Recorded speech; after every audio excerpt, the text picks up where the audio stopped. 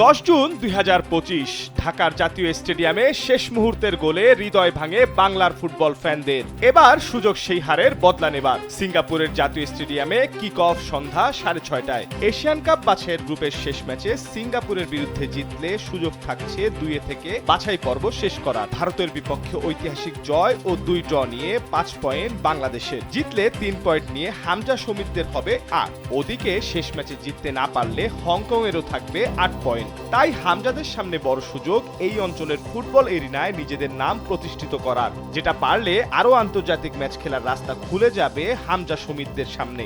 কিন্তু কাজটা মোটেও সহজ নয়। এই গ্রুপে 11 পয়েন্ট নিয়ে শীর্ষে থাকা সিঙ্গাপুর পাবে ঘরের সমর্থন। তবে প্রবাসীদের ভালোবাসায় সিক্ত বাংলাদেশ দলের পক্ষেও গলা ফাটাবে ভক্তরা।